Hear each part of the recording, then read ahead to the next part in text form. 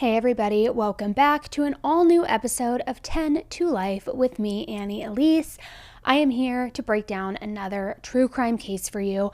I am shivering. I am freezing right now. It's raining. It is like, I hate the expression, it's pouring cats and dogs or whatever that is, but it really is. It is like downpouring. I get it. I live in California, so it's like when I complain about the weather, people are probably like, okay, Annie, shut up. Like, you have no idea what weather really is.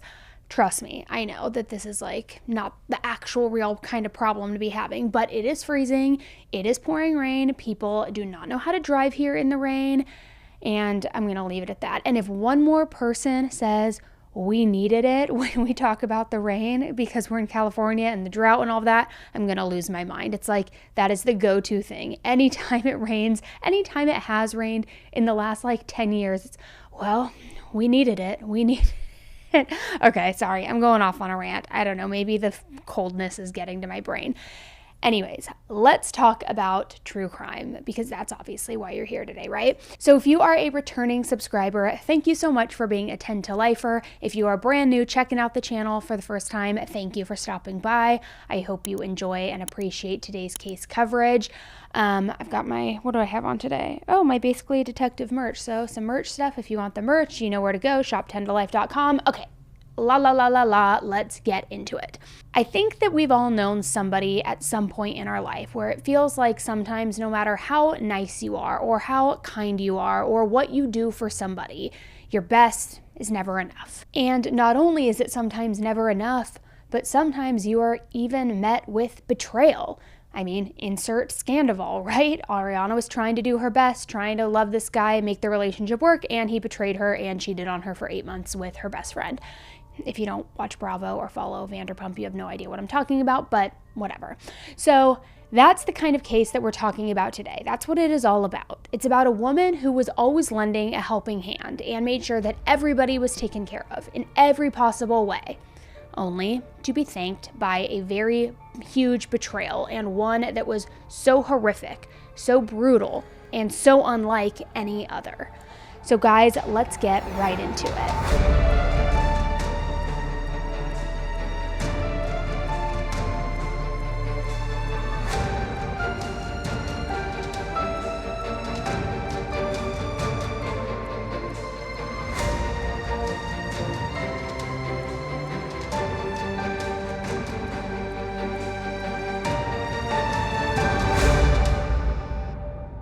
Today's video is sponsored by BetterHelp. So we are well off into the new year, right? And I feel like so many people, myself included, used to be somebody who would just like start these crazy, insane resolutions, going to the extremes, rather than really focusing on what we're already doing well. So for me, I did what's called the ins and outs, and I wrote down everything that I want to bring into my life for this year and everything that I want to leave back in 2023. Like never drinking water and only drinking Diet Coke. But the way I plan to actually achieve these ins and outs and hold myself accountable is through therapy. For me, therapy just helps keep me very, very balanced. And therapy helps you find your strengths so that you can ditch those extreme resolutions and really make changes that actually stick. So for me, therapy helps me hone in and focus on what I'm already doing well, while it helps me also brainstorm on how to achieve things that I want out of my life. So if you're thinking of starting therapy this year, give BetterHelp a try. And if you use my link, betterhelp.com/10tolife, you'll also get 10% off your first month. It's entirely online, and it's also designed to be convenient, flexible, and suited to your schedule. What I love about it is that BetterHelp also lets you have therapy sessions as a phone call, as a video chat, or even messaging. It's whatever is the most comfortable version of therapy for you.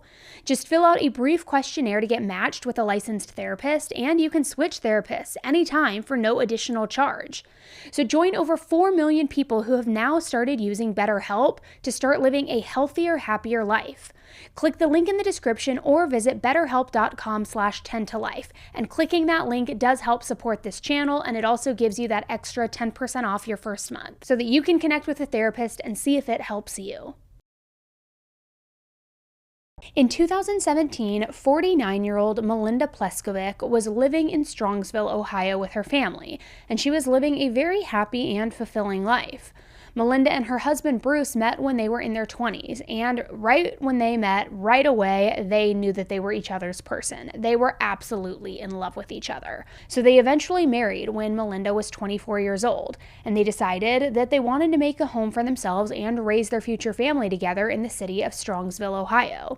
Now, Strongsville is a suburb of Cleveland, and it isn't exactly small by any means, but it gave them a much more quiet and slow life compared to the busy city life of Cleveland. So Melissa and Bruce had 3 children together, Anna, Megan, and Kyle. Their youngest, Kyle, was born with Down syndrome and other special needs, which caused him to be nonverbal.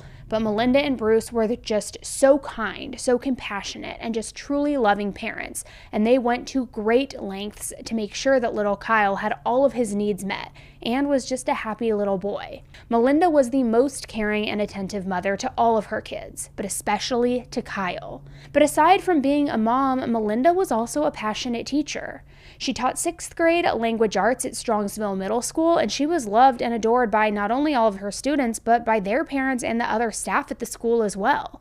So if she wasn't at school teaching, she was at home with her family, and vice versa. That was her life. School, family, home, school, all of the things, just back and forth. Family always came first, and not only were Melinda and Bruce very caring and attentive to their children's needs, but they were always very understanding and always wanted their kids to have the best opportunities that they could possibly have, and to really just achieve great things in life. And that was no different when their daughter Anna found out that she was pregnant, and she began to have some stress about bills and saving money for the baby, as well as her upcoming wedding.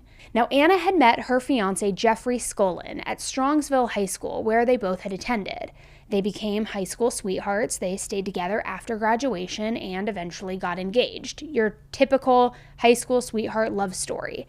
Now, that's when Anna found out that she was pregnant. Now, although they were pretty shocked and pretty nervous because they were young still, they were really excited about this because they felt like they were each other's soulmates and they were going to get married and have kids eventually. Why not now, right? Anna had been working as a waitress at the local Applebee's, and Jeffrey was doing some part-time work here and there. But like I said, they were still pretty young, and expecting a baby when you're first coming into adulthood, still trying to figure out who you are and what you want to do in life, can definitely be very stressful. So Anna and Jeffrey asked her parents if they could live together in their basement so that they could prepare for the baby, live as a family, and save up some money for the wedding that they were planning, just to really get on their own feet, asking for some help from their parents. And as we know, Melinda was a fantastic mother. She loved Anna with all of her heart. Of course she would let her do this. So in June 2016, Anna gave birth to a healthy baby girl, and they named her Aurora. Now, Melinda loved being a grandparent. It was her absolute joy.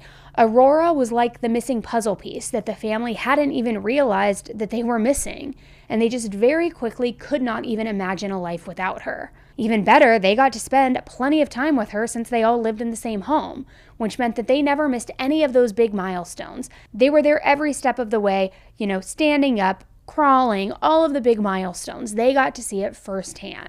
Now, even though their family seemed pretty happy, some weird things did start happening in the home.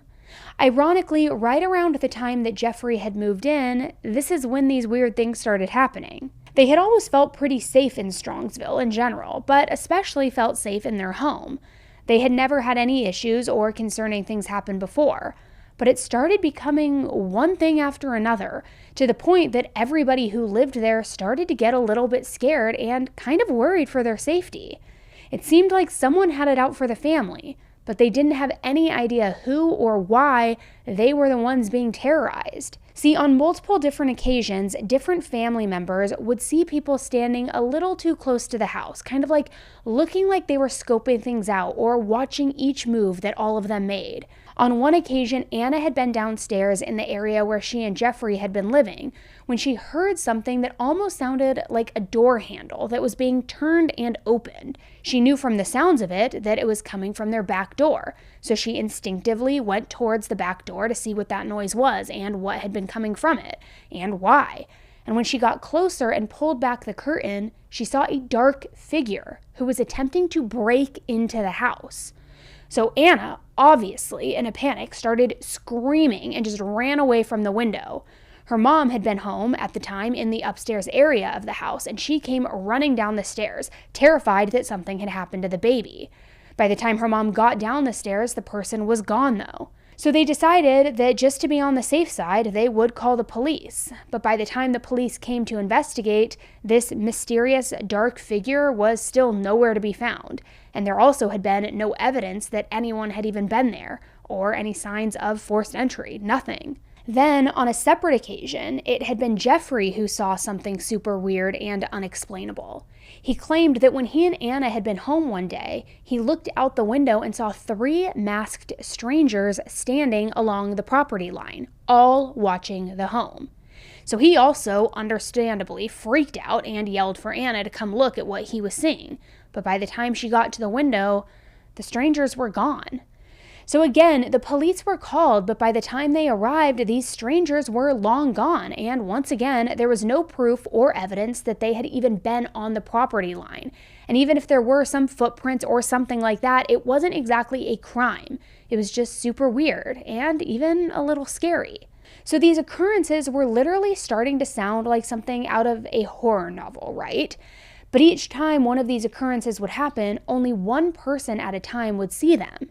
So understandably, they tried to keep kind of brushing it off and almost started gaslighting themselves in a way, that they were just seeing things and that it was nothing, because there were never 2 people at once who saw the same thing. So were they imagining it? Were they seeing something that wasn't there? They were starting to doubt themselves. Now, as if the weird sightings of strangers around the property weren't odd enough, things also started getting weird inside the home as well. The family began noticing that things around the house started going missing. Now, at first, it was just little minor things that could easily have just been maybe misplaced, maybe just put somewhere and forgotten about it, like small amounts of cash that somebody thought they left on the dresser, but then later that day when they came back for it, it wasn't there. Those kinds of things. Things that they could convince themselves that maybe they had actually left in the car or in their pockets in an old pair of pants. There must be an explanation. But then, bigger things started to go missing.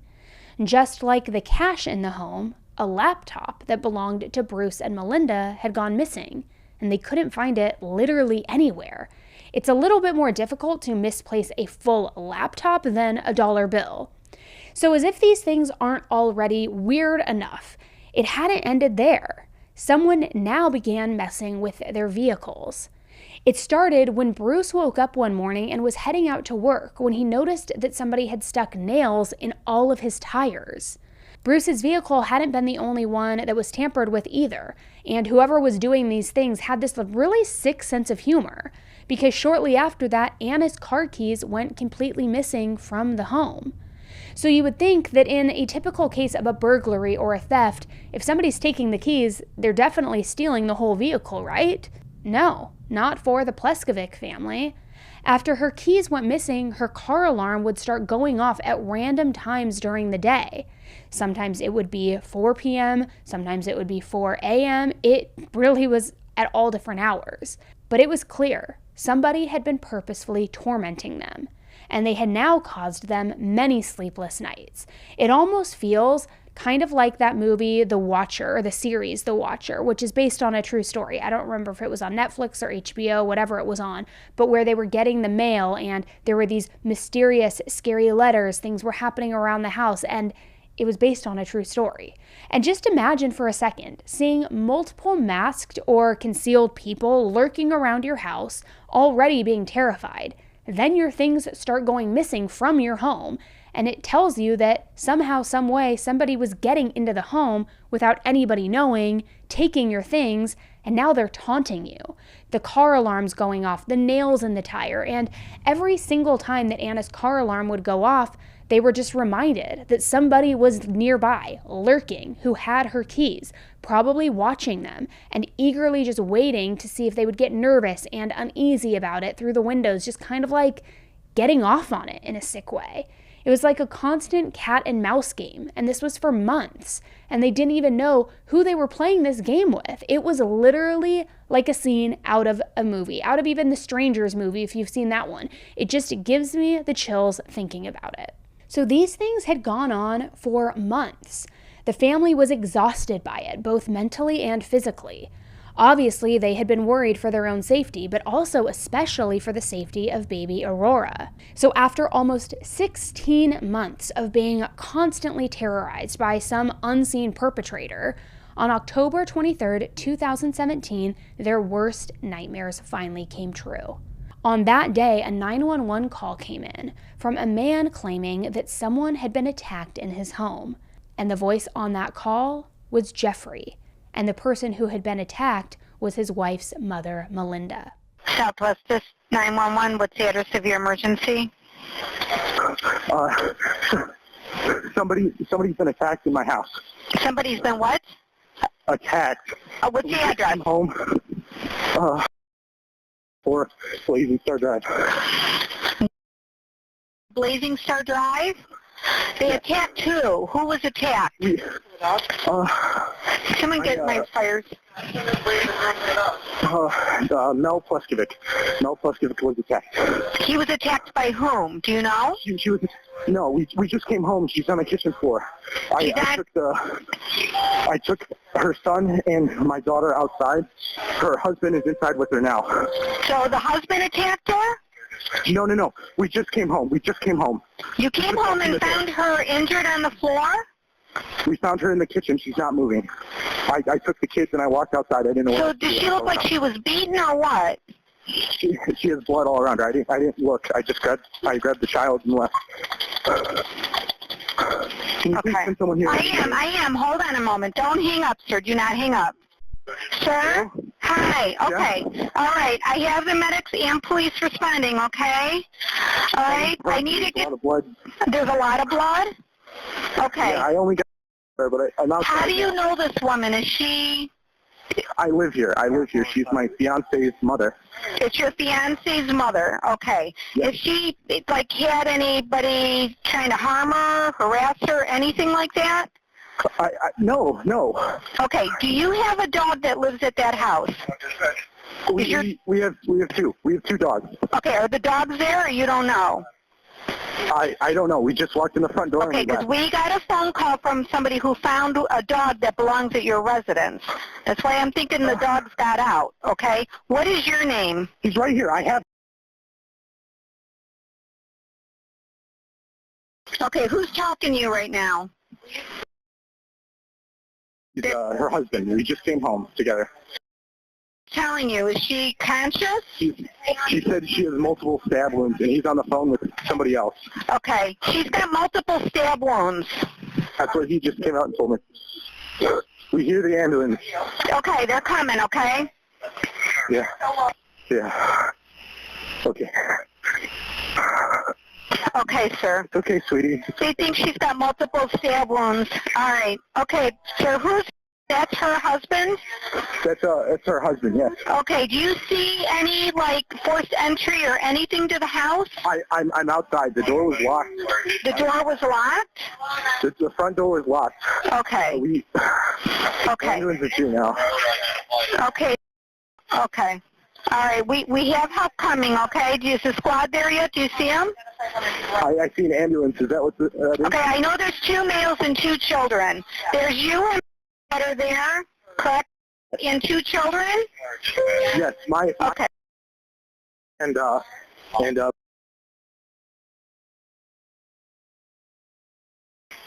Okay. All right. Are you guys all outside right now? I'm outside. Inside, I think. I don't know where he is. He was running in and out. I don't know what's going on. He was running in and out? Okay. I have a male. There's 2 males there and 2 children right now. I'm outside by the red truck. Okay. Okay. You didn't see any weapons or anything, correct? No, I barely saw her. I walked in and I grabbed the You saw the blood and you ran. Okay. I ran outside and called the police. Okay. I'm going to stay on the phone with you until officers and the medics are there, okay? All right? All right. Did say if does he think she's alive or he doesn't know? I don't know. She said she's been sad. That's what he said. Okay, and he went back in? He ran out and then ran back in? Yeah. Okay, all right. He ran out looking. Jeffrey and Bruce had just been out to dinner together at Applebee's with baby Aurora, and they had met with Anna, who was working her shift at the time. As far as everybody knew, Melinda had been at the home with Kyle. Jeffrey said in the 911 call that the front door had been locked and that they didn't think anything suspicious or weird had happened until they went into the kitchen and they saw Melinda lying in a pool of blood. It was clear when investigators arrived that there wasn't anything she could do. See, they didn't know it at the time, but Melinda had been stabbed 36 times in the back, and she was shot 3 times. I mean, this was definitely overkill. Bruce had also called 911 from inside the home, and that's where he was heard saying that he thinks that his wife is dead, and then proceeded to explain to dispatch that somebody had been messing with his family for over a year. 911, what's the city of your emergency? Strongsville, Ohio. We have people on the way already. What's the address? Blazing Star. I think someone killed my wife. You think someone killed your wife? Yeah, it looks like she has stab wounds on her back. We've had people trying to break in our house all year. I understand, sir. I need to ask you questions, okay? Are you there right now? I just got in the door with my new son-in-law. My son was here with her. Sir, what I want you to do is walk outside and stay in the front, okay? You said she's stabbed in the back? Yeah, I don't want to... Yeah, if you don't... I think you can start CPR. I don't think she's... Her face hit the ground and there's blood. There's a pool of blood. Can you see if she's breathing? No, she is not. Do you think you can start CPR? No. Okay, what I want you to do is I want you to go outside. Everyone in the house, go outside and wait in the front, okay? Haley, who says you stabbed in the back? Do you see anyone else in the home? My son was here. He has Down syndrome. She sent me a text to meet me at Brew Kettle at 4:25. I didn't hear from her. I didn't expect this. No, sir, I understand you're upset, but where's Kyle at in the home? He's outside with Jeff, our son-in-law. You know, we've asked people to watch our frickin' area. We've had people attempt to break in just this week. Sir, I don't know what's going on in this city, sir, but this is getting done here. I understand you're upset, but can you give me your name, please? No, you Sir, people dropped the... Sir, can you just take a deep breath? Is there any... This whole city's getting freaking taken over. Sir, I understand you're upset, but I need you to stay focused, okay? You don't think you can perform CPR, correct? She's in the kitchen. I can't believe this. We've had a break-in all year. Things have been stolen and missing. Where's she at? To the left. I saw this chair down. You said she's in the kitchen? She is in the kitchen? When was last time you were saying? Sir... About 5, I got here. We got home about 3 minutes ago. You said she's in the kitchen? You saw her. What's your name? This morning, 7:30 a.m. What's your name? Like I'm her husband. Okay, what's your... We've had people trying to break in our house, a lot. They flash our cameras. We're getting targeted, and I don't know by who's doing this, but I'm pissed. Oh, do you see the medics there, the police there yet? Everyone's here. Okay, go speak with the police officer. I'm going to disconnect with you, okay? I can't believe this. Can you go speak with the officer that's there? I was trying to text her all the time to go out to eat. It's our usual routine. Sir, do you see the officer there? What's that? Do you see the I officer? have 2 officers here. Okay, go speak with them. I'll hang up with you. Yeah. Now, people had a lot to say about Bruce's 911 call, saying that he sounded emotionless and more angry at the inconvenience of it all than his wife being brutally murdered. It seemed like all of the weird things that had happened over the last few months had all been leading up to this horrible crime, like it was some part of some master plan or something. Somebody had been watching them for months, making note of who lived there, when people left, when they got back. So it looked like somebody had waited for the perfect moment to strike. That's when Melinda was left alone, and she was defenseless, with no other adults in the home to hear her cries for help. Now, one thing in particular stood out as odd to the investigators right away. See, Kyle had been at home with Melinda and had obviously been left unharmed. And this is truly an amazing thing, thank goodness. But it made them feel like maybe Melinda had been a personal target. There were many other adults living in the home, and each one of them had their own moments of being in that home alone. So why didn't the perpetrator strike then? Why wait until Melinda was the one who was home alone, or the only adult home alone, I should say? Did she just seem like the easiest target? Or was this personal? If it was personal, this led them to an even deeper question. How could a middle school teacher, who was well known and loved by the entire community, have made any enemies that despised her enough to kill her in such a brutal, horrific, and personal way? The entire community was distraught over Melinda's death. I mean, that is putting it mildly. Melinda was a loving grandmother, a mother, a wife, a teacher, a soccer coach, and she was somebody who often advocated for and even encouraged other mothers in the community who had special needs children themselves, just like her. She was selfless, and she made an impact on so many people's lives. So people were just completely shook by this. Not only was the community distraught, but they were also very scared. Things like this didn't happen in their town. Their neighborhood was not somewhere where burglaries and violent crimes ever took place. It was practically unheard of. I mean, most people who lived in Strongville lived there to escape the violence and the crimes in the big city of Cleveland. But now, it was happening in their own backyards. Not to mention, this grisly murder had taken place just a week before Halloween, which really just seemed like some sort of bad omen in itself, right? Melinda's funeral was held the following Saturday, which was also the day that Anna and Jeffrey had been planning for months to get married. It was a very heartbreaking and somber day because that day was supposed to be full of laughter, love, but instead it was full of tears and even some regrets of words that were left unsaid. So while the family was mourning, the detectives were working. They were working day in and out trying to figure out what happened to Melinda, which that's going to take us back to the 911 calls. When they found the body, Bruce stayed inside with his wife to call 911, while Jeffrey grabbed Kyle and his daughter and they ran outside to also call 911. So there has been a lot of controversy regarding the phone calls, especially Bruce's. His tone throughout the call seemed very angry. He expressed how he believed that the authorities as well as the city had dropped the ball because the family had been calling in and complaining for months about the weird things happening around their home. A lot of people, though, thought that Bruce didn't sound like he was actually upset or concerned that his wife was dead on the kitchen floor. So the investigators decided to bring in Bruce, Anna, Megan, and Jeffrey, all for separate interviews. Their hopes were that they would be able to piece together more of what had been happening around their home, as well as the events of the day leading up to Melinda's death. So the first to come in was Bruce, and Bruce began his interview explaining a little more about what a typical day looked like as far as taking care of Kyle, the work schedules, things like that. It was during this interview that we started to hear a little bit more about how Bruce really felt about Anna and Jeffrey living in their home. He brought up the fact that none of the weird things started happening around the house until the couple moved in with them, and he made sure to note that to the interviewer. Let's stick to this day real quick. But it started then. It kind of built. It started this year. It was this weird things going missing, things getting stolen out of my car, keys going missing. Our car. Someone has our car keys, and our car alarm has been going off. Every so often. And we think it's a neighbor, and we think it's someone else. It's kind of. I'm gonna wait till see what you guys. But this stuff hasn't happened until they were living here in our basement. Now I'm not suspecting them of anything. I did, we did confront and ask, Jeff and Anna, but he asked them what? If they took the money or if they grabbed them.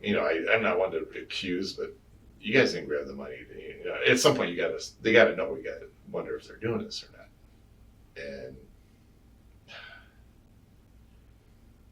And keys going.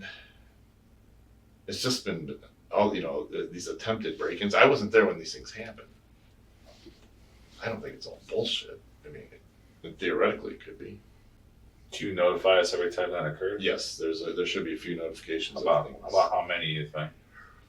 4 or 5. I think Mel calls them in, or Jeff says he does. I don't. All this year? Yeah, everything's this year. How long has Jeff and Anna been living in the home? When they announced she was pregnant, so that would be if the baby is over a year. So let's say 2 years.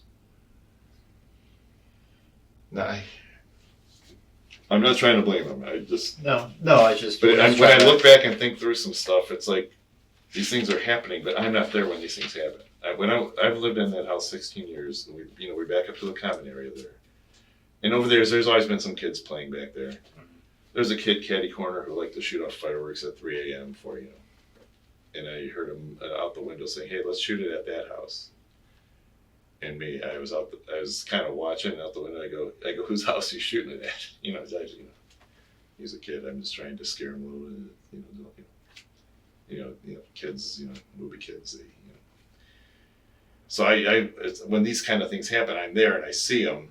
But these break-ins, kids kicking the door.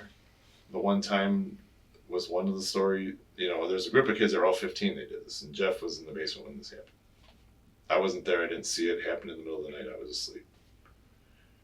Another one, 2 guys with hoods walked up to the back room there, or the dog was. I don't know if this actually happened or if he's making it up. Yeah, I'm thinking right. I'm not trying to put him on the spot or anything, but I wasn't there in the middle of the night when it was about 2:45, and that everyone was woken up and wondered, and these guys took off all of a sudden. When Jeff grabbed the door, these 2 guys grabbed the door, and all of a sudden they took off. And then this last one was this past Thursday. Someone tried to open the door, and this kid took off. He jumped over the creek and was gone up the straight behind our house. I wasn't there when it happened either. I'm going on his word that these things happen. Mm-hmm. And if he was making it up, what would be your theory of why? Why would you think he'd make that up? I don't know. But here's one thing. I want him to do a lot more stuff around the house, like here and there. He says he can do this, and that, and he'll do this, he'll fix this, and then it doesn't get done. And that's another reason Thursday he did cut down the tree in our yard, but we cleaned it up and it was all good. But I thought he was going to do the stumps, pull the stumps out. But if it's too wet, he can't do it. But if it's dry, he can. And we had 4 great days this week, and he's talking about doing it, and then 2 days later he doesn't, that time goes by, he doesn't do it. And he says, well, I had to work on my rental houses. It's that kind of stuff all the time. So it's just, I don't think he's making this up. I don't know. But now what happened today, I don't think he. Up until this interview, they had all painted that they were some big happy family who had just a big run of bad luck with the break-ins and some theft over the past year. But for the first time now, Bruce showed that he had a seed of doubt whether all of these things had actually even been happening. Because again, he was never there to see them. And a lot of the times, it was Jeffrey who would see the different people trying to break in. So he kept saying that he doesn't think he's lying about all of the occurrences happening, but wondering now from a viewer's standpoint if he didn't really even believe that himself. We also learned a little bit more about the family dynamic. Bruce claimed that he doesn't dislike Jeffrey and that he wanted him and his daughter to get married, but he said that it's a constant struggle with Jeffrey to clean up after himself or even to do things around the house. He also mentioned that Melinda had been on Jeffrey's ass lately about the wedding. See, apparently they had come to an agreement as a family that if Jeffrey paid for the venue for the wedding, Bruce and Melinda would cover the balance of the cost. I mean, they would cover everything else. See, Jeffrey's family apparently didn't offer to pitch in or help at all because the 2 families didn't exactly get along or spend much time together, even after baby Aurora was born. Now, bear with me for this next part I'm about to explain because it can get a little bit confusing. So Bruce shared that on the night before the murder, there had been a little bit of tension within the family. Per their agreement, Jeffrey was to pay the $6,500 for the venue.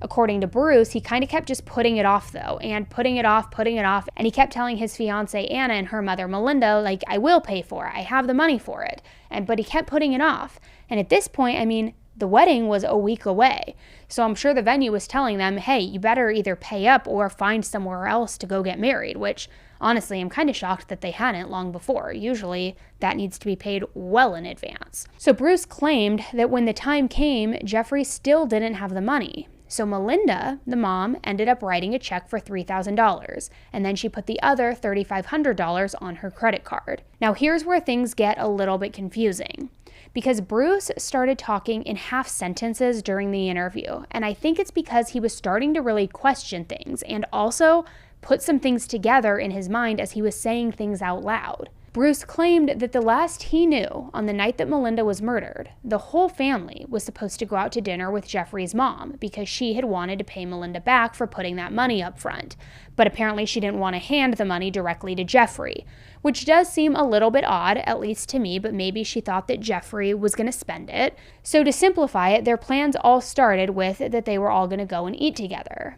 Then earlier that day, Melinda had texted Bruce to meet him at a different restaurant called the Brew Kettle. Then Bruce said that Jeffrey had told him that he was going to take him to Applebee's instead, so he assumed that the plans had changed and that everybody was just going to Applebee's. He said in the interview that now that he can look back on it, he doesn't feel like Melinda had been the one to even send that text earlier in the day. And you can tell through this interview that Bruce is the typical dad, not really knowing what's all going on and just kind of doing what everybody tells him to do, which I feel like is honestly the case for most men in general. Just go with the flow and never being too involved with the details.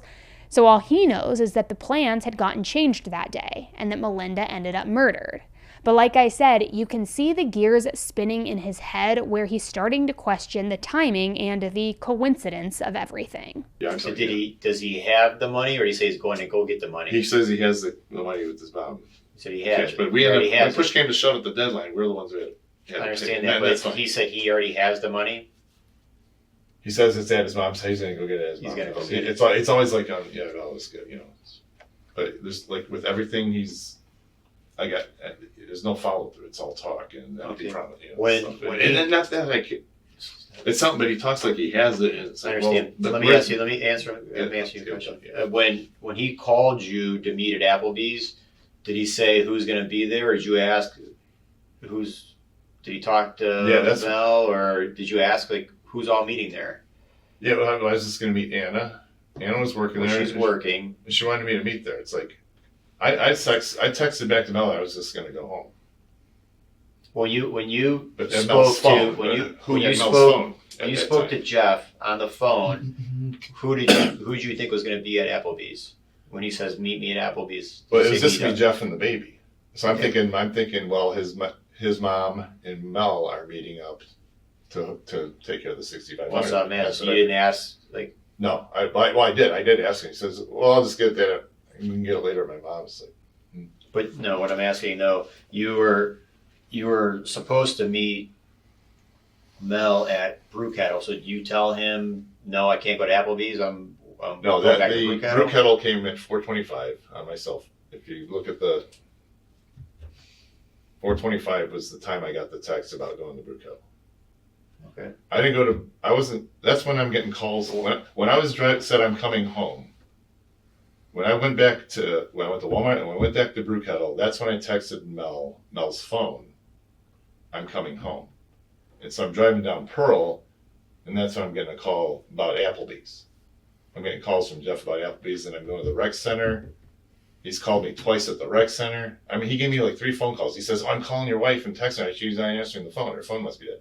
And Anna said the same thing. And it happened to me too. But at that point in time, instead of going home, that's when I said I wanted to go to the rec center.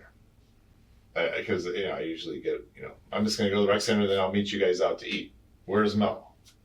That's what I'm asking you. Did you ask him? I thought she was meeting up with his mom to get the money, the $6,500. Mm-hmm. That's what I thought the game plan was. And these plans, but I'm on the outside of these game plans, and what's going on here. Okay. And Mel's in direct conversation with someone, but Jeff it seemed like he stepped in and just kind of took control with this 6,500 again. It's like I thought it was just his mom was going to give it to Mel.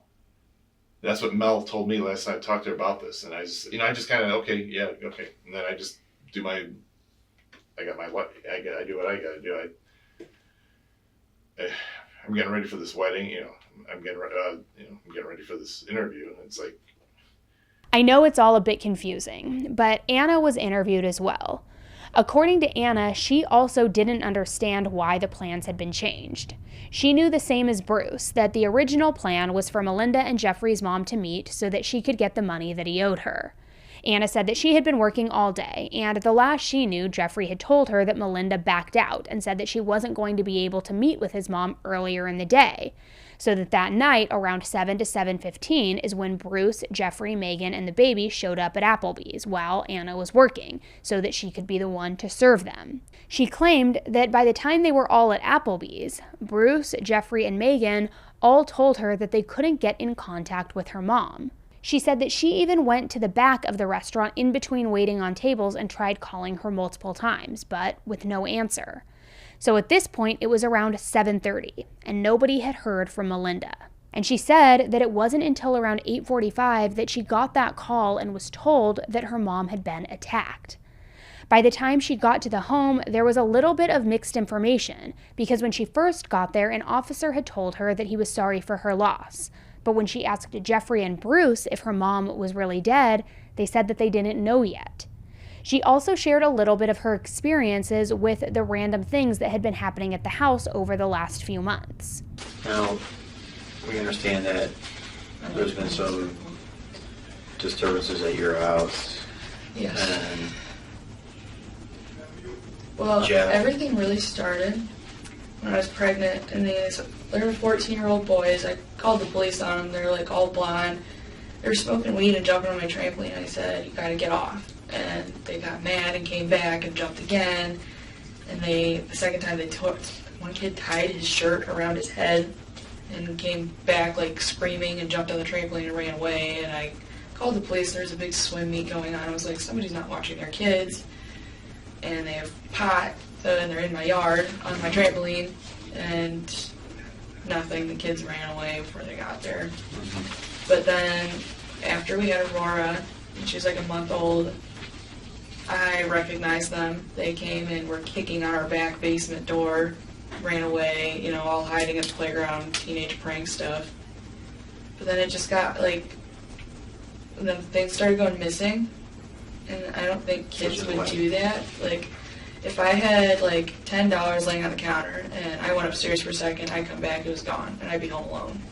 And this happened a lot. I had wallets go missing. I had to cancel my credit card and order a new one a bunch of times. But it really started with my dad's money envelope that he left with a bunch of money on the counter. I never saw it, but they said it was missing. We tore the house apart looking for it. And his bag and his laptop out of his car, he thinks. Are these instances you're just talking about? Over a while. Are these times that you're telling us about, are they... This is everything that's gone wrong lately. Yeah, I understand. Are when stuff is missing from the car or the home, is there any signs of a forced entry, anything broken? That's the weird part, never. Do you guys keep your cars and home locked? Yeah. But when this was happening... My mom never locked hers. I've always locked mine. Mm-hmm. My sister never locks hers. My dad is you don't know. Does Kyle like to take keys and... Yes. Take the keys away from you guys? Does he hide them? He does not hide them. He'll just carry them around and jingle them, and we'll be give them back. But he he won't set them down if he has them. So he takes them but doesn't hide them? He'll run around just jingling them. He likes to do that. Okay. That's why we thought a few times when keys went missing, it might have just been Kyle, but a bunch of them were missing, and then, all the alarms kept going off. Yeah, and there's no way Kyle had the keys at those times? No. No. We checked him as it was going off, first him. Mm-hmm. And when the car alarms went off, and who was usually home? I mean, did it vary, or were you guys all home? A few times when I was there, it was me, my mom, Jeff, Kyle. And a lot of times it was all of us except Megan. And then a few times apparently when I wasn't at work, I don't know. Okay. Was it always the alarm, or did the car the car started the other night? There's remote start on the keys? I guess, I don't know. But I saw it start at 7 in the morning because Jeff and I were leaving. And this was a couple days ago. And it just started. and there's nobody in it. The doors were locked. But the other times it was always the alarm. The car keys that are missing, do you guys, I'm assuming you have 2 sets of them? I think so. I only keep track of my keys. But I think, yes. So they said there were 2 of their keys missing to the van. And then my keys had come up missing, but I found them later, so it was just me. But. And with all this in mind, did your dad or your mom or Jeff, what kind of precautions did they take? What changed at home? They'd asked Jeff to take the fuse out, like the police officer showed them the first night, like so that the alarm would just stop going off. But we had the cameras set up a while ago. Who put those up? My mom ordered them, and she and Jeff put them up together. And she ordered them online? Yeah, she orders everything online. There's like what did she use? Every day. Amazon or Yep. Okay. Always Amazon. Okay. There's a box, like, or 2 or 3 coming every single day when I'm there, and I'm just like, what did you order now? Mm-hmm. And Jeff installed them. When did those go in? Months ago. Months? Yeah. One of them got cut about a month and a half ago. No, after summertime. Okay. So we got tired of people kicking the door and being weird. And did that stop things when the cameras are installed? No. No. Continue. Sometimes they'd randomly be offline or just not working. And how would you get the feed? It would go directly to my mom's phone. So you could watch it from your mom's phone? Yeah, as soon as somebody would walk by a camera, she'd get a notification on her phone. Mm-hmm. I think that portion of the interview that we just watched might seem like nothing, but to me, it's honestly huge. Because I myself was wondering when I was going over this case, why not just put up cameras if you're so worried about everybody's safety and people trying to break into the home? It seems like an easy solution, right? But like Anna said, they had put up cameras. They had cameras for months at this point, and all of the footage went directly to Melinda's phone. Yet every time that someone would come to the door banging around, or when money or keys would go missing around the house, the cameras were always offline, and they didn't catch it. So this says a lot to me personally. One time is a coincidence, sure, but multiple times seems a little purposeful, right? And that wasn't the only thing that Anna brought up about those cameras. Apparently the family had all intentions of getting more cameras so that they could install multiple cameras around the house and get every possible angle. But they had only gotten around to getting 2 cameras so far. According to Anna, about a month before her mom's death, they had been walking by one of those cameras when they looked up and they noticed that it had been cut. And then we all noticed, we were just walking by, that one of the camera lines was cut, and we were all like, what the hell? And we all go over and look at it. You noticed that a month ago, huh? Yeah, we were like, why? I'm surprised that they didn't take the whole camera. I'm very surprised too. We were like, why? Why not even just unplug it? It was cut. Perfect cut. You know, yeah, and I could see that, more destructive. But, I was a little, when Jeff was telling me the same, I was a little surprised that they just didn't take the whole camera. Yes. Towards the end of Anna's interview, they began asking her a lot of questions about her and Jeffrey's relationship. Anna said that they had gotten into arguments before, but that nothing was ever physical or ever abusive. When she was asked about Jeffrey possibly having any weapons at the house, her answer was that she heard that he had some guns in the basement, and that he apparently had gotten them from his dad earlier that same day that Melinda ended up shot twice. Is that another coincidence? I mean, it's kind of unfortunate timing to bring guns into the home the day that somebody gets shot and murdered, right? So Megan's interview really didn't have anything that particularly stood out to me. It was much shorter than everybody else's interviews. She pretty much confirmed things that had already been mentioned about what was going on around the house, but she didn't live in the home, so she didn't really have a whole lot of hands-on first-hand account experience with what the investigators were particularly wanting to know more about. So the last person to be interviewed was Jeffrey, and boy, was his interview a doozy. Within the first minute, as the interview is still introducing himself, Jeffrey asked if they could speed things up a little bit because he wanted to go and spend time with his family. So this set off a lot of red flags to people right away because your basically mother-in-law was just murdered in cold blood in the house that you, your fiance, and your baby live in. So I think plans could be rearranged and rescheduled a little bit, just this once, so that you could be helpful with the investigation, talk to the investigators, and figure out who did this to your soon-to-be mother-in-law. Right off the bat, though, something noticeable was that Jeffrey seemed to be fidgeting a lot. So obviously it doesn't necessarily show guilt, but it is something that detectives will note no matter who they are interviewing. When Jeffrey was asked about the dynamics in the house, he said that they were a good family, but that they did butt heads a lot. And he also said that Bruce is a drinker who gets a little bit dickish when he's drunk. He right away brought up an argument that they had a few days prior, but claimed that it had all been settled and it was now water under the bridge at this point. Then, pretty early on in the interview, Jeffrey kind of switches the direction of the conversation and kind of goes into this big long story just to basically say that the keys to his truck had been stolen, and explained that he thinks that whoever has the keys had been watching when he would leave the house and was just waiting for him to leave. And he told the investigator that it was just something that he forgot to initially mention to the detectives, but it was something that he remembered while he was sitting and waiting. And it seems sort of irrelevant and like pointless information now, but it is something that we will be coming back to later and talking more about, and you'll see why. Now, this next part has absolutely nothing to do with Melinda's death, but I just thought that it was a little bit interesting that when he was asked to spell his daughter's name, he spelled it wrong. And even when the detective asked a second time to double check, he still misspelled it. Now, that's just a total other side conversation, but I do find that very weird. Like figure out how to spell your daughter's name. So in all of the other interviews, when Bruce or Anna was asked about the timelines of their day, it was a fairly easy answer. But now for Jeffrey, not so much. And he blamed this on being so exhausted, so tired. Around 1, Mel came home. I don't know the exact time. She didn't tell me she was coming home. She just kind of showed up. And she walked in. We were going to meet my mom. She helped pay for the wedding because I didn't have enough money and my card wasn't going through. So she gave me some money, but then I was late, so they ended up going up there to pay for it. But we were all going to meet for dinner later that night.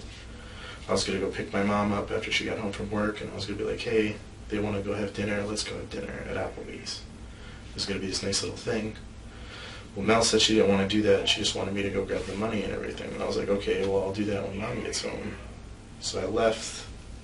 No, I didn't leave. I'm skipping ahead. I'm sorry, I'm really fucking tired. It's okay. Bruce had no idea in his interview from earlier why plans had gotten changed. But according to Jeffrey, they didn't all go out to eat to collect the money because apparently Melinda, who he calls Mel, said that she didn't want to, and she just wanted him to get the money from his mom and then bring it back to the home to give to her himself. Even in that interview clip that we just watched, he's getting ahead of himself, trying to say when he left the house, and then he's saying he can't remember where he was at during the day, all of these things, and the whole thing just kind of seems like a straight up mess. So this next part is important, and I'm going to give a little bit of a back explanation of why. So Jeffrey was unemployed and had been for quite some time. So he would stay home while Anna was working so that he could watch his daughter Aurora, the one that he doesn't know how to spell her name. And then he would be outside every day to pick up Kyle from the bus stop that dropped him off right at 3 p.m. every day. On the day of Melinda's murder, he explained that Melinda had gotten home around 1 p.m., which was when they had that conversation to cancel the plans of everybody going to dinner, just get the money, and that'll be that. And he claimed that she said that she had to go run some errands and would be back in a little bit. He claimed that he went outside at around 2:56, 2:57 to then wait for Kyle to get off of the bus. When Kyle got off the bus, it was raining, so the two of them stood outside for around 5 minutes or less while Kyle played in the rain and ran around in the yard, which apparently was when Melinda pulled back into the driveway from whatever errands she had been running. He said that since she was home and was able to watch Kyle, he went back inside and he got Aurora. Then he went to his aunt's house. The detective's issue with this, though, is that there was a period of time that was unaccounted for between when he says he left the house and when he arrived at his aunt's house. Through the entire time he explained his afternoon plans, he was very clearly uncomfortable too, and was having a very hard time recalling all of the details and really not stumbling over his words. But on the way there, I ran out of gas. What time did you What time did you leave then? Like, right after. I just walked in and grabbed the baby. So as soon as Mel came home, you left right away? Literally, right away. And I didn't notice with the truck that the light popped on for the gas, so I'm driving down Prospect and I lost, it stalled out. I pulled to the side of the road a little bit, turned on my hazards. I was in view. On Drake. What is it? The one going to, I'm sorry. Well, you went, are you heading? I'm heading towards Prospect. I think that's Drake, right? Okay, so you're heading across Drake. I could see Gecko, but I had the baby and it was pouring rain, so I wasn't sure what I was going to do. Okay. You were going to your aunt, I'm sorry, what was her name? Aunt Jeannie's. She lives over on Eani. And where does she live? Over on Abigail Lane. Right off if you get on 82 and you turn right onto something, and there's Abigail. Okay. What is her last name? Moffett. M-O-F-I. F-F-I-T. M-O-F-F-I-T? Yeah. I'm sorry if And do you have an uncle? No, he passed away. That's why I helped all his stuff. He passed away maybe 2 years ago. His name was Kevin Moffett. Okay. It's just her and my one cousin, but my one cousin just started Baldwin Wallace this year. She's a freshman, so she's not normally there. So whenever Jeannie needs anything done, she normally calls my dad or me. We normally go over there and do it for her. Okay. You ran out of gas on Drake Road. Do you know where at on Drake? Within view of Gecko? Like maybe 200 feet. You're in your truck? Yeah. Right. I was pulled to the side of the road. I had hazards. You were by Gecko? Yeah. I had my 2 gas tanks in the back, but they were empty. What kind of, how big are those, like 5-gallon gas Just tanks? 2 5-gallon ones. They're in the back of the truck if you go over. But there was a nice man who stopped. I pulled out an umbrella, this little umbrella. I was going to walk with the baby carriage and the thing. Like, I couldn't find my phone. I didn't know where it was. But I was going to walk, the plan was, but someone stopped and asked if I needed help. And I gave him $10 and he went and filled the gas can up and brought it back. He was very nice. Okay, so you weren't near Gecko within walking distance, huh? Well, no. I could see it, is what I'm saying. I was in view. Okay. Not like walking distance. Distance. I could see like the corner of the sign. Okay. So somebody, you gave him $10, he filled them up? Yeah. And then right after that... you didn't go with him? No, I had the baby. I didn't want to get in a stranger's car with the baby. Okay, so he fills them up. I figure worst case is he steals my gas tank and $10.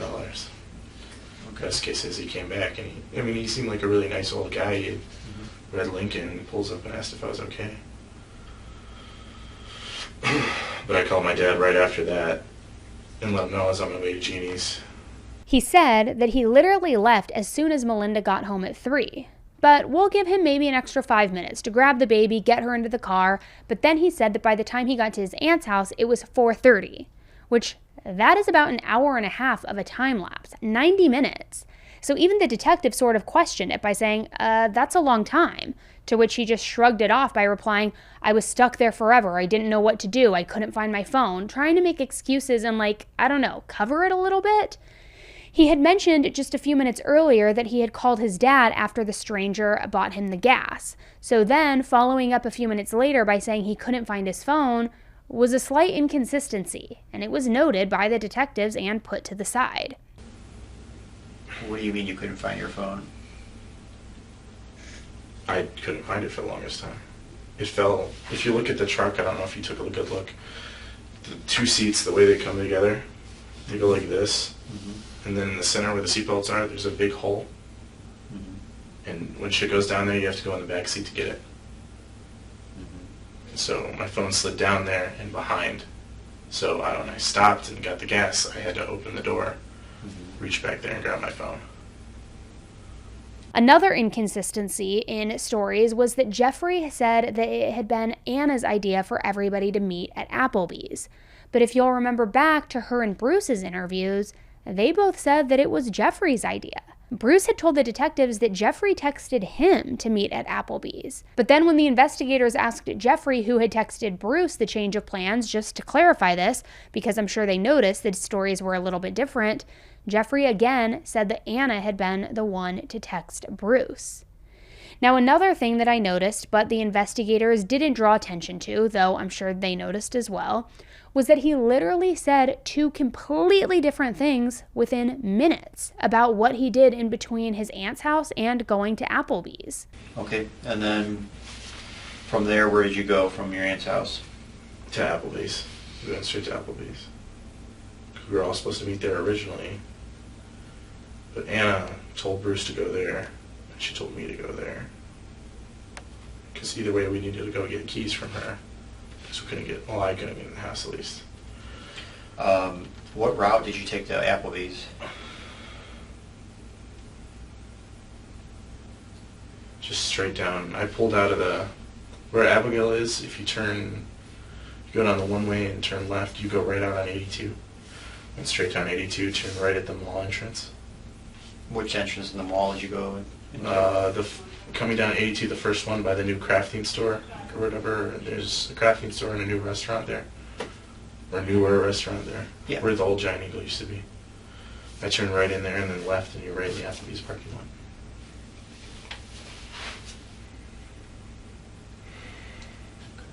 What time do you think you get to Applebee's? I don't know the exact time offhand, but if you guys still have my phone, if you look at it, I sent here when I walked in the door to Anna, because she was supposed to service.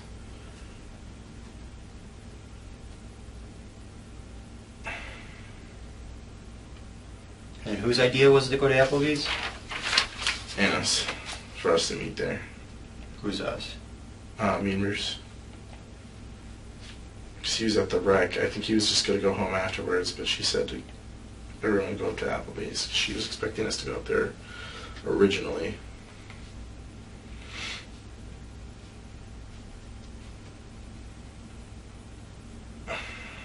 And who told Bruce to go there?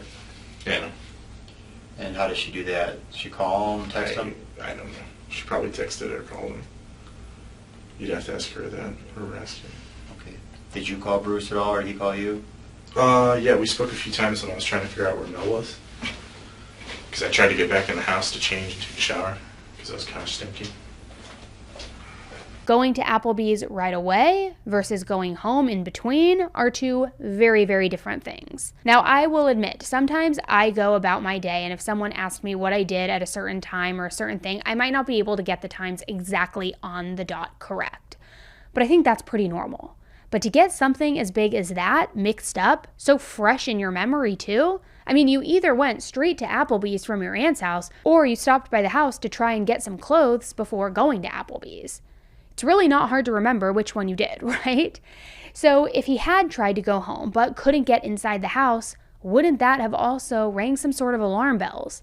It shouldn't be that difficult to remember if you are telling the truth, in my opinion. Now, this next part is important because it ties into how Anna was talking earlier about how all of the investigators and Jeffrey were talking at the crime scene about the weapons in the home. So let's just back up so I understand this clearly. We'll go slow because you're throwing a lot of cars out there. And so okay. On Saturday, yes, you guys are planning on going. They were going to see. Let me start again. Saturday, Ellie's in the car.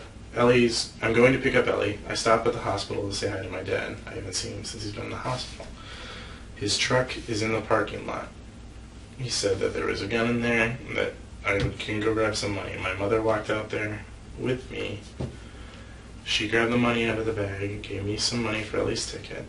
I cleared the weapon that was in his car so that there was nothing in the chamber or anything like that. He's licensed to carry it. He's a concealed carry weapon. Okay.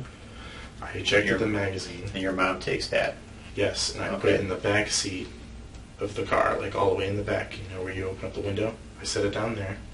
She drove off in that car later. She went back up. But I went in my car, picked up Ellie, went to Rite Aid, bought her ticket, and then we went back to the house and they went to Cedar Point.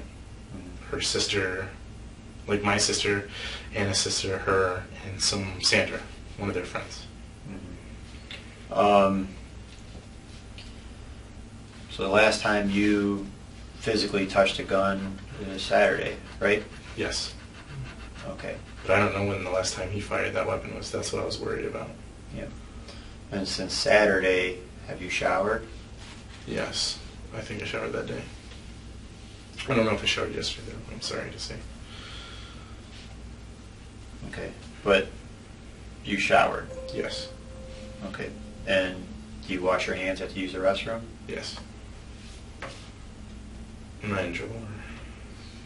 No. I'm sorry. You're asking me, you're worried about it, but, if the last time you touched a gun was 40 hours ago at the least, you showered, you washed your hands, so you should have nothing to worry about. All right. Thank God I was worried. I didn't know how long that stuff stayed on. He kept explaining that he had been worried that there would still be some sort of residue still left on his hands from touching the gun on Saturday, which he claimed to be the very last time that he had touched a gun. But by this point in the investigation, Melinda's family had only known that she had been stabbed, and then he realized that he seemed to know too much, because he kind of starts questioning the investigator, and then asks wait, was she shot?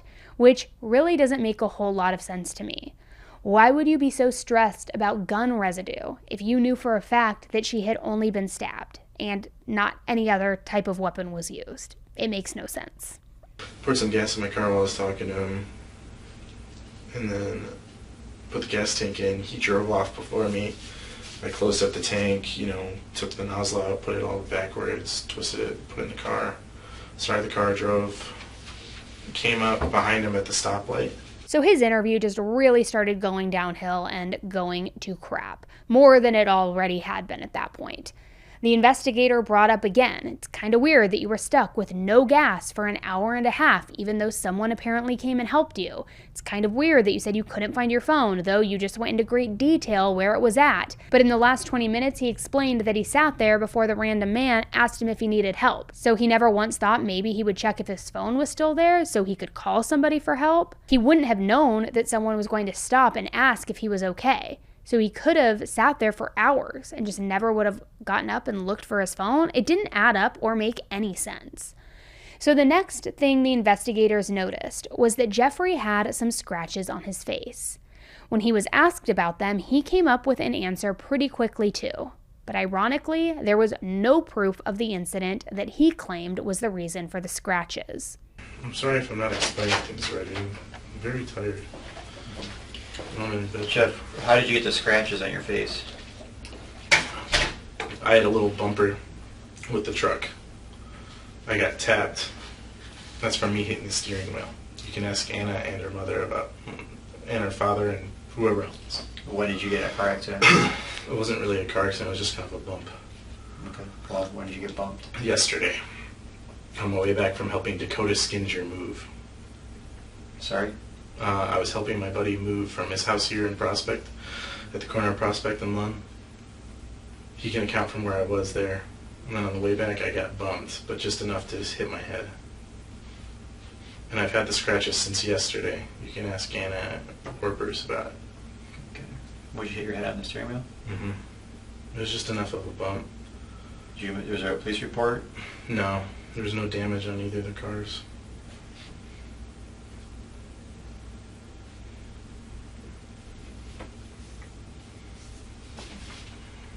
It's just the seam of the wheel sticks out, and that's what cut me. This side, I don't know what that is. This is what hit me. Yeah, what is on this side? So you hit a steering wheel, it's round, so these are going down. Big scratch marks. I don't think so. It was there last night. It's just from something else. It could be from the Sullivan unit. But this all was there last night. You can ask Anna, Bruce, all of them. And if you need to, I guess you can test my face. I don't know if that's an actual thing. So the accident wasn't severe enough to cause any damage on either car that would make a need to call the police or file a report. But it had been rough enough to make him slam his head into the steering wheel with enough power to cause scratches on his face? I can't seem to make that one make any sense in my head. I think we can all agree that Jeffrey's interview as a whole had a lot of inconsistencies. And the inconsistencies combined with his crappy alibi really had detectives starting to believe that Jeffrey might be the murderer that they were looking for. The one thing they didn't understand, though, was how all of the attempted break-ins and weird incidents had anything to do with Melinda's death. Now, if you'll remember from earlier, when some of the things would happen, they would call the police and file a police report. There was one specific police report that they had decided to look into. They had a hunch that something was off about the entire report. And lucky for the detectives, the family's home was pretty close to the neighboring homes as well, who all had cameras too. So a quick look into the neighbors' cameras showed them what they had suspected all along.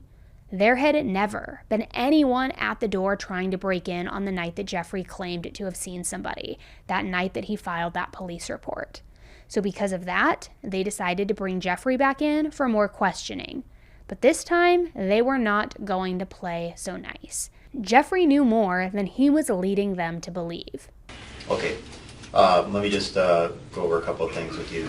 Okay, do you know that there's cameras in the back facing your house? No. There is. Where? On the playground, Deerfield. Okay. And it literally hits your house, and if you're in the backyard, to the house to the right of you. Alright. You didn't know that? No. Okay.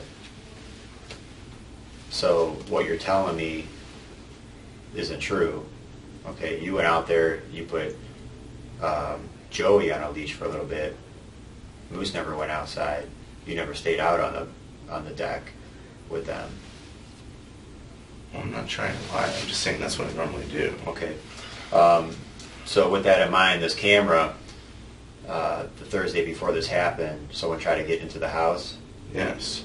Well, that camera captures the back of your house. Nobody came to your house. Well, then someone was... Sir, I'm telling you what I saw. But I'm telling you what was captured on surveillance camera. Our officers are there. They dust your door. That's all on camera. Nobody. You said he came to the door, you got to the door, and Moose tried to get him, tried to get out, got wedged in the door. None of that happened.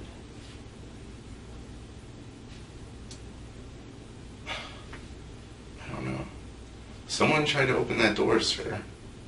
Jeff, I'm not. you told me you were face to face with him. I was His hand got in. None of that happened. None of it. So why did you call us and say someone tried to get in the house? Someone did try to get in the house, I swear. No, they didn't. Again, it's on camera. I'm not trying to. We watched the whole day, Jeff. Why would you make that up? I didn't make it up.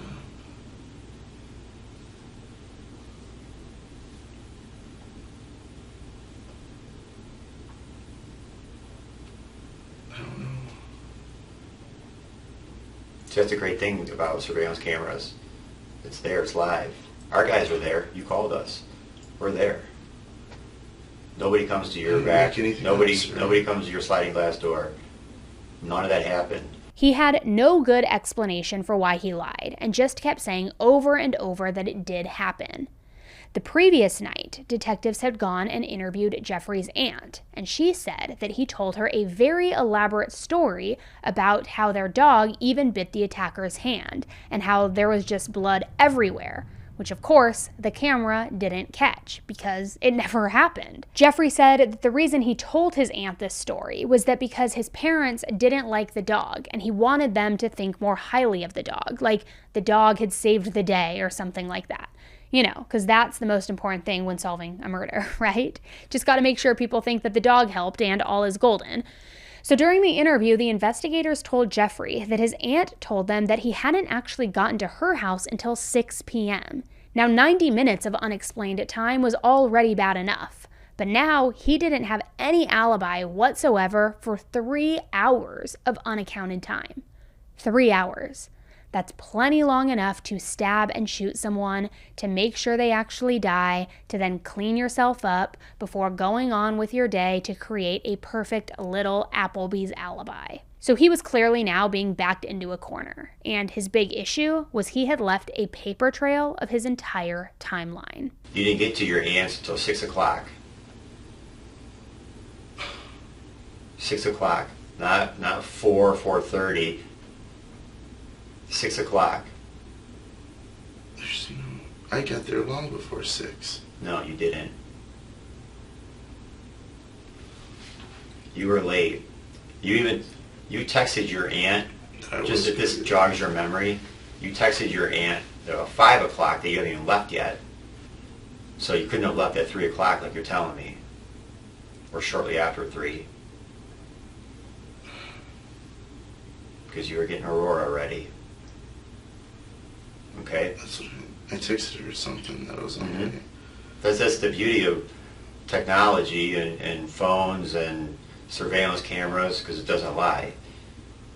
So I don't expect you to remember everything to the minute, but the phones, the camera, I don't need to ask. It tells me exactly timestamp. So you're not even at your aunt's house before 5. She says you don't even get there until 6. And then by the time you left, you don't even have time to go back home and back to Applebee's. If that's what I did, sir. Mm-hmm.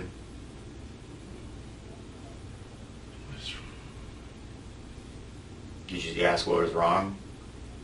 No. Because I could answer that. No. I'm sorry, go ahead. Okay. I'm sorry, what?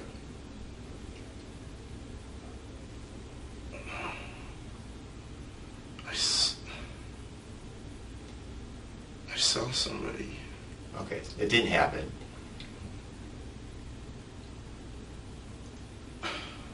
Jeff, do you know where I'm going with this? I do, but I would never. Where am I going with this? You're probably gonna say that I did it, right? Jeff, you're telling me something happened that didn't happen. You don't have to sit there and try to jog your memory, because it didn't happen.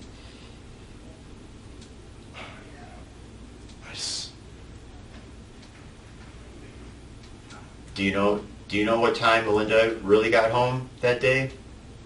Because it wasn't at 3 like you said. It's whenever she got home. I don't know. Let me just tell you this. It was much later than what you're telling me. Melinda doesn't come home when you say she comes home. What time did she get home? Doesn't matter. It's much later than what you're telling me. So your whole...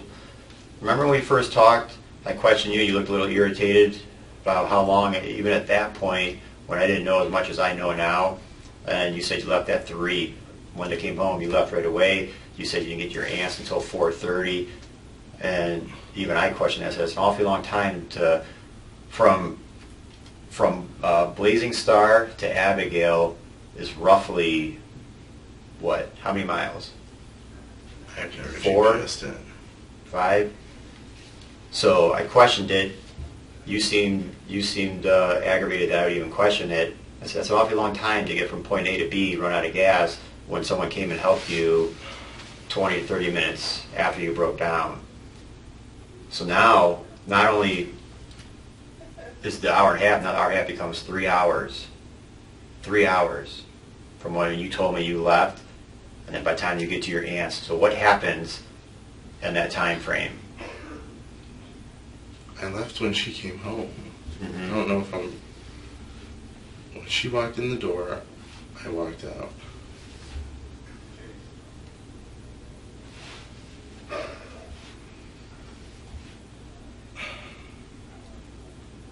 Jeff. Sorry. I'm sorry. You okay? I'm shocked. I don't know what's... They finally placed Jeffrey under arrest, though he was adamant that he didn't do anything and that he didn't have anything to do with Melinda's death. All right, this is your chance to let the weight of the world off your shoulders, because I know it's on there. I haven't done anything wrong, sir. Where you're at right now, okay? You could either make this better for yourself and the family, or you continue down this road where it's just going to get worse for you. Am I being charged with something? Yes.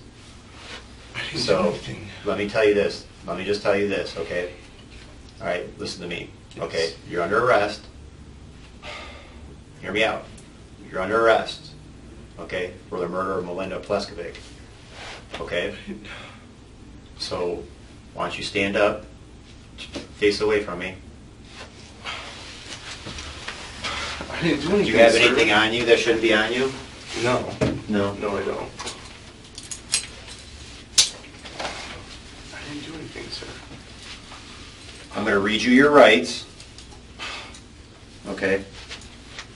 I'm going to read you your rights. I'm sorry, I can't bend my hands. And then we're going to talk a little bit further. Do you understand?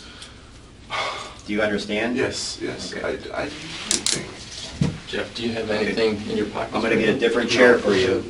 I'm going to get a different chair for you because we're going to sit Go down ahead and here. look. I have my wallet in my pocket. My wallet in my pocket. After they got him in handcuffs, they brought him back to the room to continue this interview. He denied having anything to do with it and said that Melinda was basically his mom. They even tried to use his daughter as leverage, but he was standing his ground. Listen. You can make this better or worse. Sir, I didn't do anything. Okay. You must have a ton of pressure on you. And you could probably take a lot of this pressure off starting now to do the right thing and help everybody understand what happened that would lead you to do this. I'm sorry, but I didn't do anything. She was basically my mom. Right. She took you in. You guys never fought? We had, like arguments living there. Not nothing like I understand nothing that. crazy. Take your clothes down. Something like that. Talking to you like that you're her son. Yeah. Took you in like one of her own. Can I flip my hands around? Or did that, never mind. I didn't hurt anybody. But you did, and I want to understand why. I didn't do anything.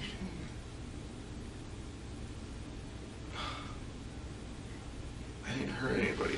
Jeff, you have an 18-month-old She's my world. daughter. I would never. Your world. They wouldn't. So do you I would want to never start? see Do her you, again. do you want to start making this right so you can see her one day, or do you want to keep going down this path? I'm not trying to go down a path. I didn't do anything, sir. I would never do anything. So did they have this all wrong? What was the truth? The interview continued on for more than an hour, but without any confession, they were just talking in circles. After his arrest and after investigators put pressure on him, he finally agreed to take a polygraph test, and as you can imagine, he failed it miserably. He stuck with his story for so long, even after all of the evidence that was presented against him, even after he was arrested. But I think now failing the polygraph test was his final straw, because then he agreed to come back in for questioning, where he finally opened up about what really happened that day. His confession is something that would become very controversial because people think that he was actually coerced into a confession. Some people believe that, at least. He claimed that on the day of Melinda's murder, he had been home with her, Kyle, and Aurora. Apparently, Melinda had gone downstairs into the area that Anna and Jeffrey were living in, and she found a gun and a paternity test. So finding those things had made Melinda very angry and very upset, which is when they began to argue upstairs. According to Jeffrey, Melinda still had the gun in her hand, and she was pointing it toward the ground, which was when he took the gun and shot her. But he claimed he didn't know that the gun had any bullets inside of it, and when he was asked about stabbing her, he claimed that he didn't even remember doing that. Kyle and Aurora had been home during the entire murder. Police were able to search his truck, which had multiple pieces of DNA evidence in it, as well as the two murder weapons. Jeffrey had tried to spin this tale in his first interview, that the keys to his truck had been stolen, and he was doing this more than likely to try to create some sort of alibi as for why the murder weapons would be in his truck, and he was trying to make it seem like he had almost been set up. But they knew that by this point, nobody had been harassing or stalking the family. Everything had just been made up by Jeffrey. Inside Jeffrey's truck, they found the tactical knife that was used to stab Melinda.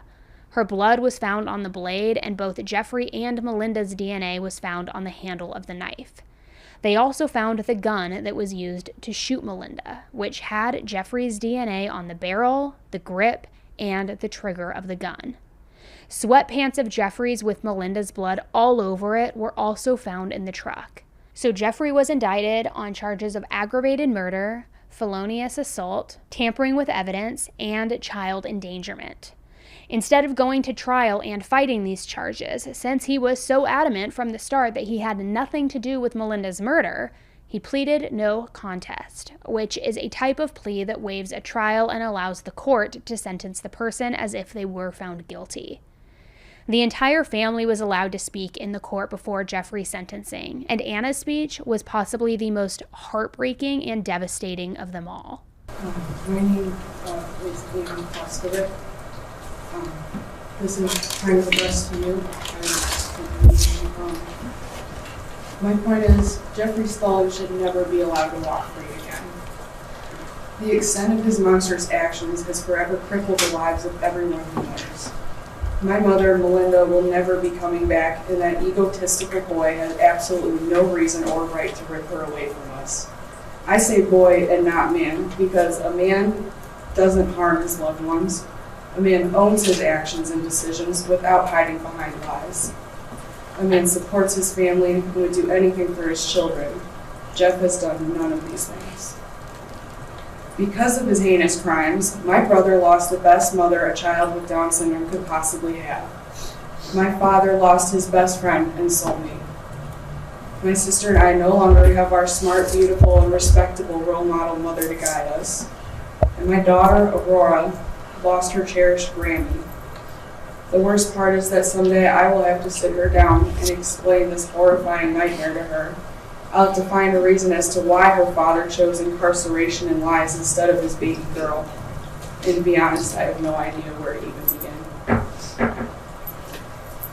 Jeffrey needs to never have the option to inflict this pain on another human being again, because he most definitely will kill again. He is a manipulator, a pathological liar, a thief, a sociopath, and above all, a sadistic murderer. He shows no remorse and deserves to spend his days away from the innocent. Sincerely, myself, Melinda's daughter, and his ex-fiancé. There's no doubt that explaining this tragedy to her daughter one day will be extremely difficult. Jeffrey didn't just betray Melinda that day. He betrayed her entire family, his fiancé, his daughter. Jeffrey was sentenced to life in prison with the possibility of parole after 33 years. He completely destroyed the lives of his family and everyone who knew and loved Melinda. He took away his daughter's grandmother, his ex-fiancé's mother. He took away a loving teacher and a friend, and he showed no remorse for any of his actions. Jeffrey killed his almost mother-in-law in cold blood with his baby daughter in the home, before then going out to eat at Applebee's with her family and pretending to be completely clueless when everybody was worried about Melinda not responding to their calls and text messages. All while knowing the entire time that she was at home, dead in a pool of blood on the kitchen floor. Not only did he kill her, but he was then a pallbearer at her funeral, the day that he and Anna were set to be married. It is truly sick and so deranged and so unhinged. And you've got to wonder what the motive is here. Was it truly because she found things that she was upset about finding in the basement, or was she upset because he wasn't paying her back? He was broke. He had no money. He had no job. Maybe his mother wasn't going to pay for anything. So now that the money was due for the venue, did he think like, oh, the answer to this is just to kill Melinda? Melinda will never be forgotten by her family, friends, or the Strongsville community, though, because they have done everything that they can to keep her legacy and her memory alive. They've created a scholarship award in her name, they've hosted a soccer tournament called the Mel Cup, and they encourage others to perform random acts of kindness by using the hashtag that they created, It's On Mel. This case is one that shows deception from beginning to end. It's scary to think that someone you trust can spend months terrorizing you, terrorizing your family, with you not even knowing it's them. And I want to hear your thoughts on this. Do you think that killing Melinda was his long-term plan? Or do you think it just happened in an argument? Or like I said, could this be more about the money that he was supposed to pay her back but didn't have? I don't know. It just seems very, very extreme, calculated, and truly cold-blooded to the core. Your own mother-in-law. Like, it is sick. So let me know what you think the motive could have been in the comments below, because I'm still having a little bit of a hard time reconciling all of it. Thank you for tuning in to another episode of 10 to Life with me today. If you are brand new and this was your very first episode, first of all, I am so happy to have you here, and I was going to say pop your true crime cherry, but that sounds absolutely foul and disgusting, so I'm not going to say that. But I am happy that you had your first episode here with me. So if you appreciated the case coverage and you want to make sure to check out other episodes in the future, hit that subscribe button below. Totally free. Just will let you know when you sign into YouTube next if I've posted a new case. And for all of my returning 10 to Lifers, thank you so much for being here today. As always, I just am so thankful for all of your support and encouragement throughout the last, now 4 years. It's an incredible journey that we've been on. And as a final reminder, if you want uncensored cases, because YouTube likes to flag me, they like to censor what I say, there's certain language they won't let me use, there's certain details they won't let me say. So if you want uncensored cases that are on the channel or not on the channel, are exclusive elsewhere, make sure to check out my podcast, Serialously. We have been charting lately. We've been in the top 10 for true crime. It's unbelievable. People are really digging it. So if you want a little bit more of a true crime fix, also uncensored, you want to hear all of the details, you don't want it to be just kind of skimmed over, head over to the podcast, also totally free, and I will link that in the description below. All right, guys, thank you again, and until the next one, stay safe. Bye.